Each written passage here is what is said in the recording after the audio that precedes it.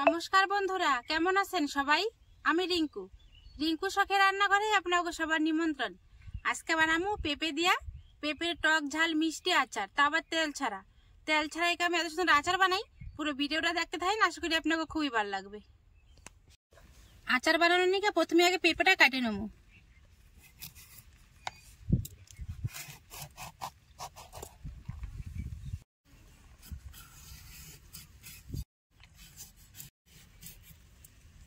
পেঁপেটা বেশ ভালো করে ছুলে নিছি। এবার ভিতরের বীজগুলো পরিষ্কার করে নেব এটা চামচের সাহায্যে। এবার ভিতরটা বেশ ভালো করে পরিষ্কার করে নিছি। এবার পেঁপেটা কাটে নেবো। কেমন কাটুম আচারে নিয়ে সেটা আপনাকে দেখাই দাঁড়ান। এরকম মাঝখান দিয়ে কাটে দুই ফালি করে নেবেন। তারপরে এরকম পাতলা পাতলা করে কাটে নেবেন, একটু লম্বা লম্বা করে।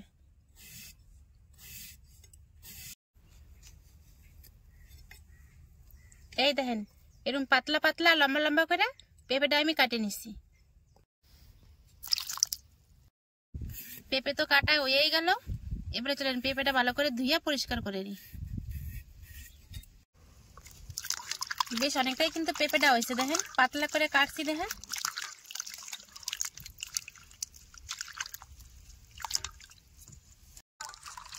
পেঁপেটা বেশ কয়েকবার সুন্দর করে জল পাল্টা পাল্টা ধুয়ে নিছি। এখন কিন্তু আর নোংরা বা কষ কোনোটাই নাই, উঠায় নেব।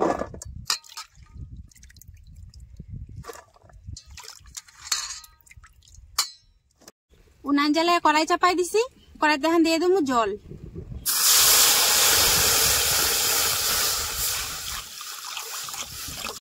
এই জলের মধ্যে এখন কাইটা ধুয়ে রাখা পেঁপেগুলো দিয়ে দেবো। এবার তুমি অল্প একটু নুন, ঢাকা দিয়া 5 থেকে 7 মিনিট জাল করে নেব। উনানের আগুনটা জোর করে দিয়া 7-8 মিনিট হয়ে গেলে পেঁপেটা জাল করে নিচ্ছে। এবার দেখুন পেঁপেটা কিরকম সিদ্ধ হয়েছে।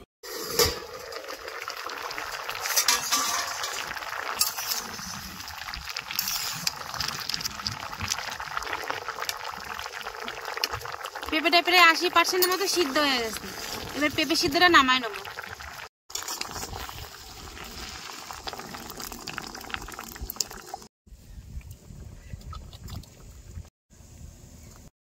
এবারে গরম পেঁপের মধ্যে কিছু উপকরণ আমি একসাথে মিশাই নেব। আচারে যেরকম মিষ্টি খেতে পছন্দ করবেন সেরকম অনুযায়ী আচারে চিনি দিয়ে দেবেন। এবার দেবো স্বাদ মতো নুন। সুন্দর রঙের নিকে দেবো হলুদের গুঁড়ি, আর দেবো লঙ্কার গুঁড়ি। টকের নিকে দেবো 2টা পাতিলেবুর রস।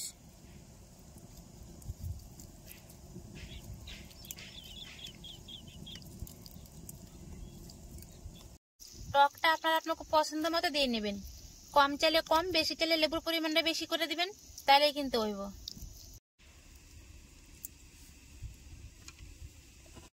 এই সব কিছু ভালো করে মিশাই নেব।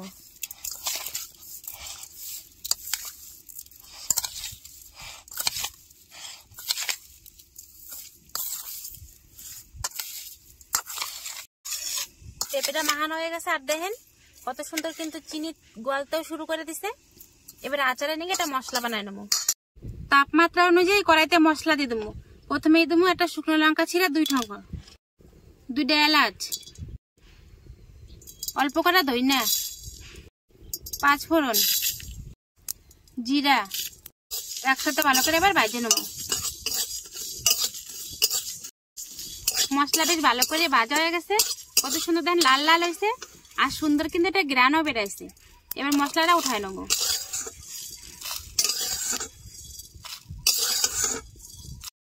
এবার মশলা দিয়ে মায়েরা পেঁপেটা কড়াইয়ের মধ্যে দিয়ে দেবো।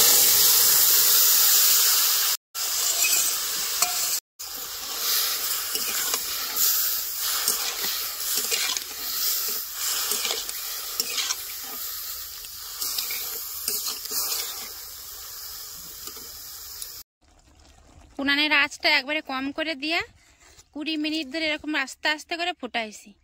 চিনি ধান প্রায় শুকায় আসছে চিনির জলটা, আর প্রত্যেকটা পেঁপের খণ্ডের ভিতরে কিন্তু ভালো মতো চিনি শিরাটা ঢুকে গেছে। মানে আচার এখন আমার পুরোপুরি রেডি হয়ে গেছে। এবার যে ভাজা মশলাটা রাখছিলাম সে ভাজা মশলাটা আদা গুঁড়া করে নিছি, সে গুঁড়া মশলাটা এবার দিয়ে দেবো।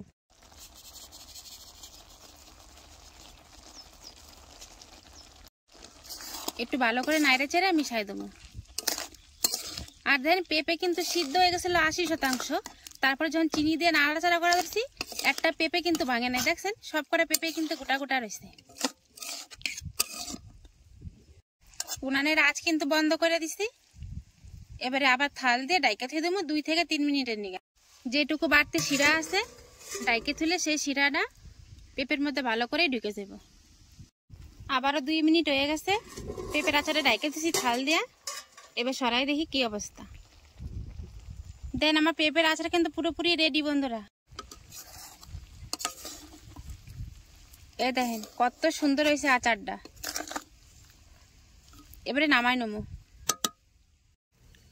থালে নামাইছি পেঁপের আচার। দেখেন কত লোভনীয় দেখান ধরছে না, আর কত সুন্দর দেখবা খালি দেখেন। এটা কিন্তু স্বাদ পুরোপুরি আলাদা, টক ঝাল মিষ্টি সবই কিন্তু আছে, কিন্তু পেঁপের কোনো গন্ধ আপনারা এখানে পাবেন না। আচার কিন্তু আমার খুব পছন্দের একটা খাবার। আমরা কিন্তু সারা বছর এখানে আচার খাইতে পছন্দ করি। যে কোনো কিছুর সাথে, ভাত হোক, রুটি হোক, পরোটা হোক, একটু আচার না হলে কিন্তু হয়। আম, কুল, আমরা, লেবু সব কিছুর তো আচার খাইছেন। একবার না হলে পেঁপের আচার বানিয়ে খাই দেখলেন কেমন স্বাদ। যদি আমার এই সহজ রেসিপি আপনাকে ভালো লাগে তাহলে অবশ্যই এটা লাইক, কমেন্ট, শেয়ার আর সাবস্ক্রাইব করে দেবেন। আর হ্যাঁ, ফেসবুকে থেকে দেখলে ফলো করতে যেন ভুলেন। আর এরকম করে পেঁপের আচার বানায় কিন্তু আপনারা 1 থেকে 1.5 বছর অবধি ঘরে সংরক্ষণ করতে পারেন। কেন করা ধরছি দেখেন, 1 ফোঁটা জল বা 1 ফোঁটা তেল কিছুই কিন্তু ব্যবহার করি নেই। আচারটা কিন্তু শুধু। আজকের ভিডিও তাহলে এই নিয়ে শেষ করলাম। দেখবে পরে একটা নতুন ভিডিওতে।